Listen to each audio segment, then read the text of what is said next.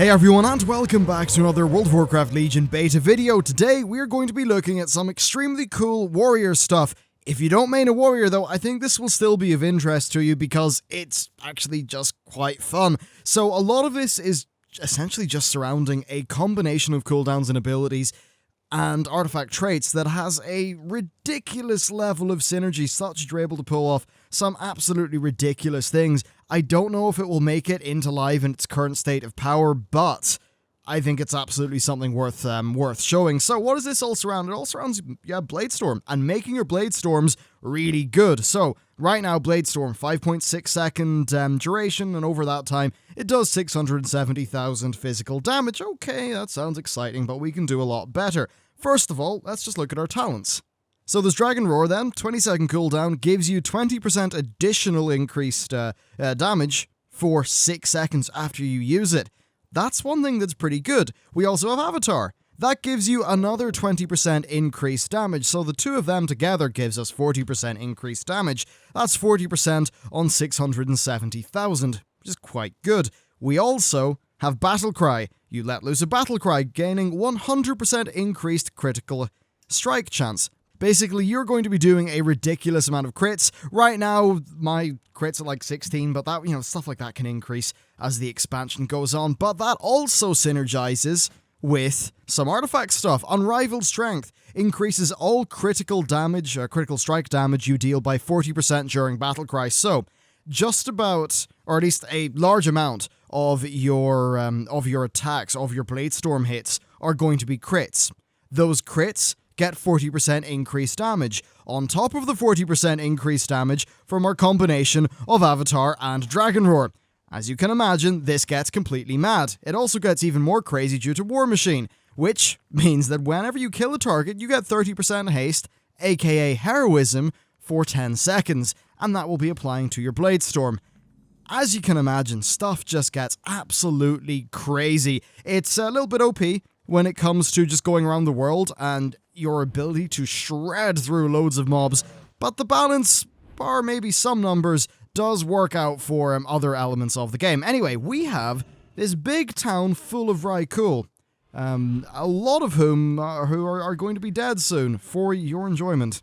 So I'm actually just going to plunge right down here, and, well, I'm not going to bother with this guy, but we're going to pull as many as we can, so we'll grab that guy, we will grab him, we will grab this crowd over here. This is actually a really nice density that we're getting. I think that's realistically all the ones we're going to get, which is fair enough, quite a few of them. We now pop all our cooldowns, and boom, look at their health bars. Okay, their lack of health bars, because they're all dead. And it did that in about 3 ticks. 3 ticks of Bladestorm.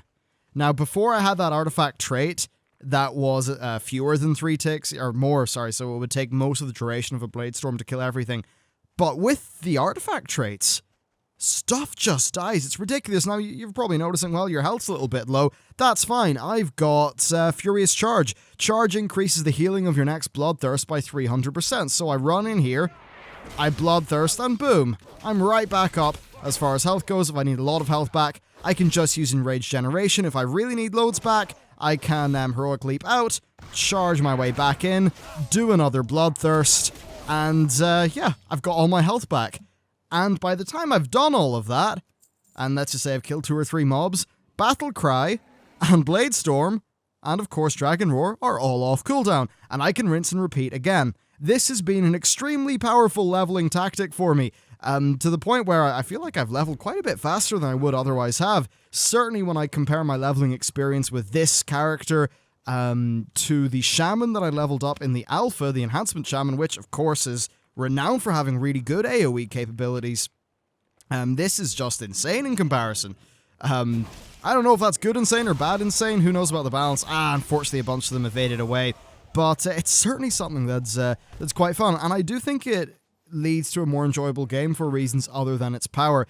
Whenever you see a bit of landscape, you're always thinking about how big of a pool can you make, how many mobs can you get together without dying, and it forces you to try to play faster and faster and faster and go more and more and more ambitious, which is great for almost naturally increasing the difficulty and changing how you approach a whole bunch of challenges that are in the game.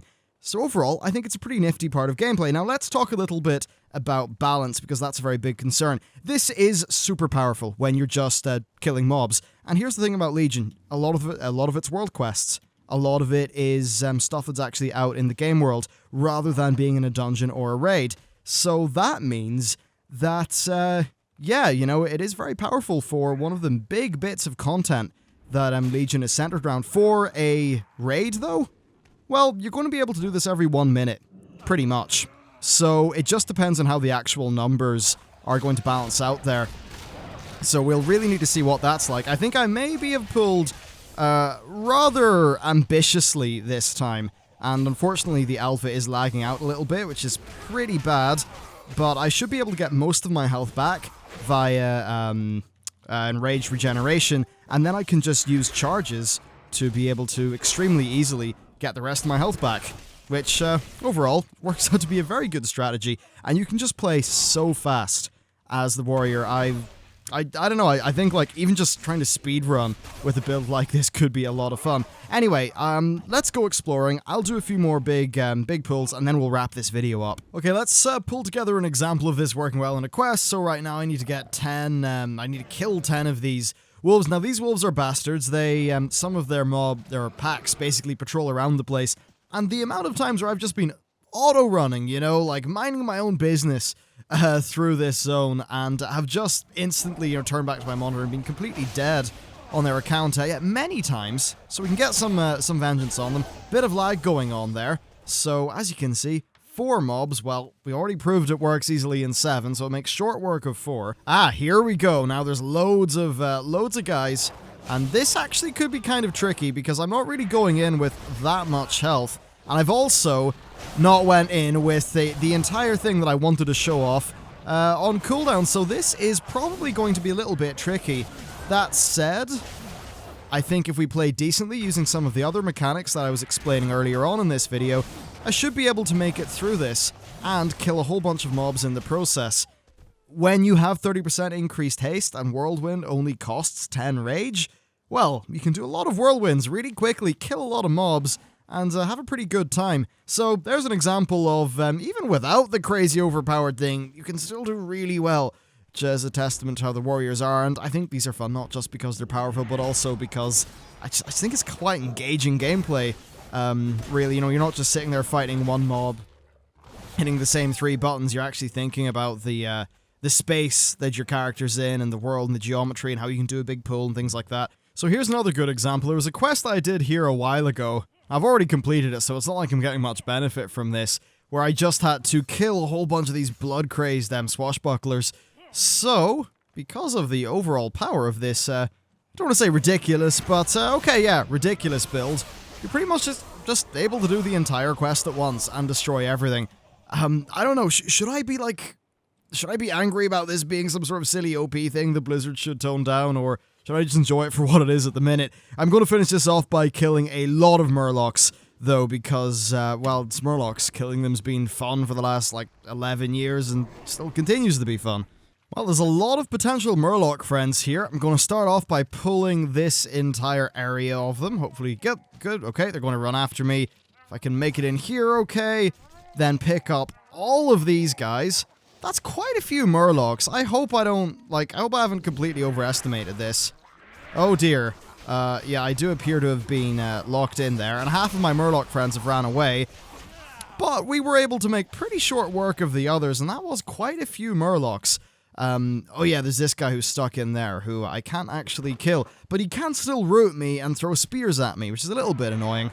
Anyway, I can just get some health back and prepare for perhaps our final pull of Murlocs before we wrap this video up.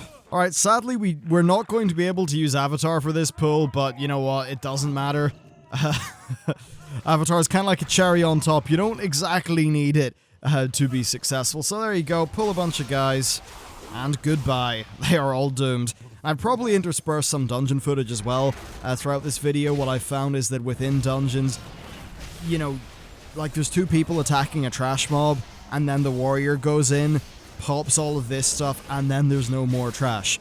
It's kind of ridiculous within that context how powerful this is, and these are both 1 minute cooldowns, so you can use them very regularly during your combat. So this is a very effective thing for dungeons as well. I guess a lot of this is just an example that what tips this over the edge is this unrivaled strength passive and the fact that I've got it up to 40% via one of my runestones. You know, if I could get a runestone that maybe gave me +2 or +3 ranks in that, maybe it would be even more crazy.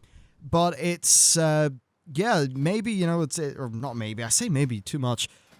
It's the case that some of these really do have pretty major consequences with the rest of your gameplay, and, you know, a lot of the testing on PvE content has, of course, been on characters which do not have fully unlocked artifact weapons, and, yeah, I think it's perhaps just saying that, you know, maybe it's time, after they do their initial testing of the core leveling gameplay, the sooner Blizzard makes level 110 pre-made characters, the better, because there will probably be sort of balance quirks here and there that we're going to need to work out as a result of adding this layer of progression onto the max level gameplay, and it is the case that you'll probably unlock about 12 of these before you hit max level, and then the majority afterwards will be gained at max level, so any balance problems that would exist are going to exist at max level. So that's just a little bit of a thing that I think Blizzard should keep an eye on, but for what it is right now, I've been having a lot of fun with this build. Actually, before I finish this off, I should really attack a mob that's a little bit stronger, so we've got this rare mob here